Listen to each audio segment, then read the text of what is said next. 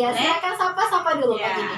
Assalamualaikum warahmatullahi wabarakatuh. Selamat pagi, bertemu kembali dengan saya Ibu Jum Hermawati dari Dinas Perpustakaan dan Kearsipan Kabupaten Musi, Banyuasin. Salam arsip.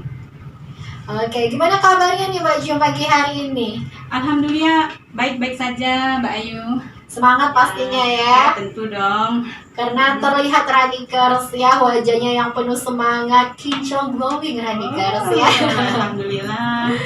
Oke, Mbak Jum ini kan dari Dinas Perpustakaan Kota Musi Banyuasin yang pastinya kita akan membahas mengenai tentang arsip ya. Iya, betul. Kira-kira bisa langsung disampaikan nih untuk Mbak Jum sendiri, apa sih arsip aktif dan arsip inaktif itu untuk Radikers di pagi hari ini? Ya, terima kasih Dek Ayu ya, untuk kedua kalinya saya diundang di radio di Kominfo ini. Tadi menanyakan apa sih arsip aktif dan arsip inaktif itu? Iya, benar. Ya, jadi arsip aktif itu adalah arsip yang frekuensinya tinggi, artinya masih sering kita gunakan.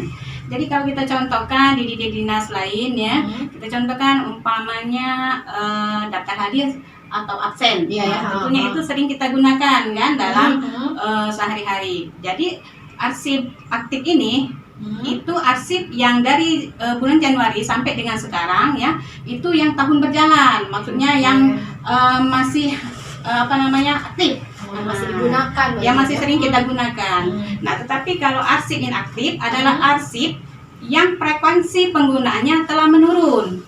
Nah, itu kalau menurut Undang-Undang Nomor 43 Tahun 2009 Pasal 1 di poin 6, misalnya di sini contohnya sertifikat, piagam. Kalau kita sebagai pegawai mungkin SK PNS ya, itu jarang kita gunakan. Di saat kita ingin naik berkala, gaji berkala atau kenaikan pangkat, tentunya kita bisa melihat arsip yang jarang kita gunakan tadi seperti SK tadi itu DAYU. Ya, jadi sarana arsip aktif dan inaktif ini pastinya ada dong ya beberapa sarananya. Oh iya, tentu. Kalau untuk sarana arsip aktif seperti di dinas-dinas itu kan ada beberapa bidang, seperti kami ya Dinas Perpustakaan dan Kearsipan itu ada 5 bidang. Tentunya sarananya seperti map folder, map gantung, dan piling kabinet. Seperti itu. Di dalam map folder itu tentunya diisi arsip-arsip yang sifatnya masih aktif begitu DAYU. Dan untuk sarana arsip inaktif itu berupa box arsip, terus juga rak arsip. Nah, kalau ada lebih bagus itu ada roll opaque yang ada untuk seperti rel itu kan, penyimpanan itu lebih tahan. Jadi arsip-arsip yang aktif nanti ketika dia memasuki masa inaktif yang sering kita gunakan, kita serahkan ke unit kearsipan 2 itu Ayu.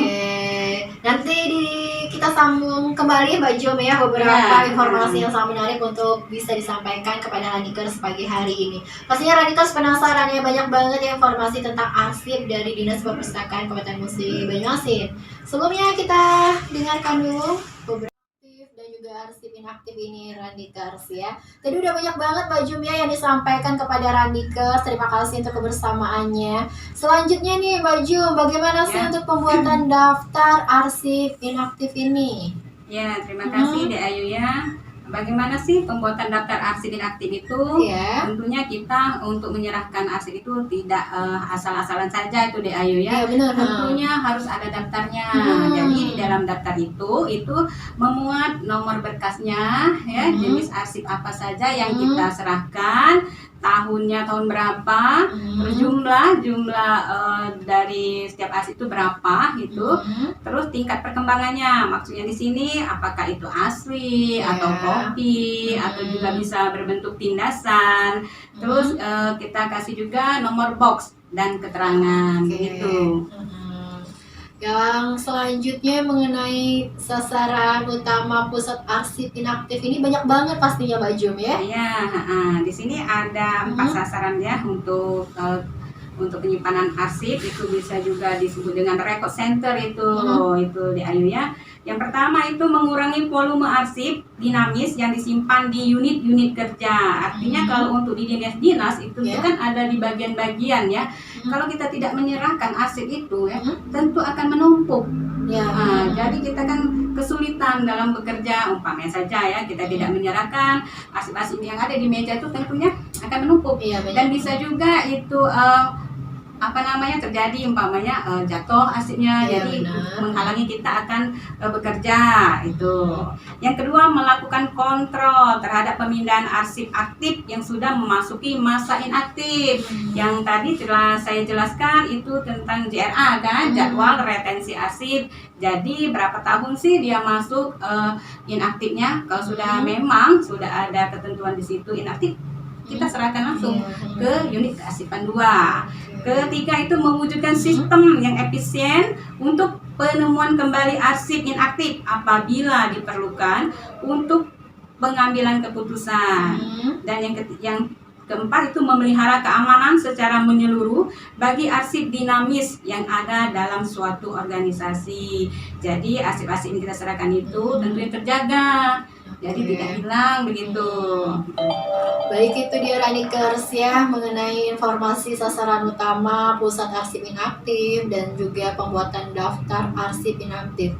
Dan untuk Ranikers pastinya penasaran nih Mbak Jum ya, apa sih tujuan penyimpanan arsip ini? Ya, tujuan penyimpanan arsip itu yang pertama itu arsip yang disimpan dapat ditemukan kembali dengan cepat dan informasi yang dicari sesuai dengan tepat. Maksudnya di sini ya, kalau kita menyimpan arsip di unit kearsipan 2 itu tentu kita mudah sekali untuk menemukannya kembali karena kita sudah punya daftar arsipnya. Itu kan ada rak-raknya tiap-tiap masing-masing bidang, nomor beberapa, jadi kita cepat sekali untuk menemukan arsip itu sendiri. Terus melindungi agar dokumen yang penting dari resiko hilang. Nah, jadi kita untuk menyimpan ini agar terpeliharanya arsip tentunya agar tidak hilang. Terus efisien dalam penggunaan ruangan dan peralatan. Dan selanjutnya menunjang terlaksananya penyusutan arsip dengan berdaya guna dan berhasil guna. Itu dia Ayu. Jadi itu dia Ranikers ya, nggak penasaran lagi dong ya, kenapa sih penyimpanan arsip itu harus dilakukan? Banyak banget tujuannya, yang pastinya melindungi agar dokumen yang penting tersebut nggak hilang Mbak Jum ya. Yang terakhir nih Mbak Jum, ada apa aja sih macam-macam sistem penyimpanan arsip itu? Ya, kalau untuk sistem penyimpanan arsip itu tentunya ada 5 sistem. Yang pertama itu sistem abjad. Maksudnya di sini kalau kita umpamanya di unit kearsipan 2 itu kan tentunya ada arsip personal file. Itu artinya arsip-arsip yang berhubungan dengan pegawai itu sendiri. Kita urutkan berdasarkan abjad kan, A sampai Z. Jadi dia teratur dan berurutan gitu. Dan yang kedua berdasarkan sistem masalah atau perihal. Subject filling system adalah salah satu sistem penataan berkas berdasarkan kegiatan-kegiatan yang berkenaan dengan masalah-masalah, misalnya kepegawaian, keuangan, itu di Ayu ya. Dan yang ketiga itu sistem nomor atau numeric filling system adalah salah satu sistem penataan berkas berdasarkan kelompok permasalahannya, yang kemudian masing-masing atau setiap masalah diberi nomor urut tertentu. Jadi ada aturannya itu. Dan sistem tanggal, itu untuk yang keempat, sistem tanggal adalah salah satu penataan berkas berdasarkan urutan tanggal, bulan, dan tahun, yang mana pada umumnya tanggal dijadikan pedoman, termaksud diperhatikan dari datangnya surat.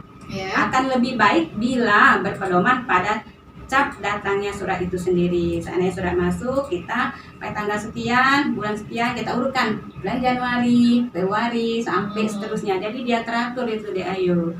Dan untuk sistem yang terakhir itu sistem wilayah, daerah atau regional. Kalau kita di sini, kalau kita lihat di sini biasanya untuk pusat ya, kalau wilayah.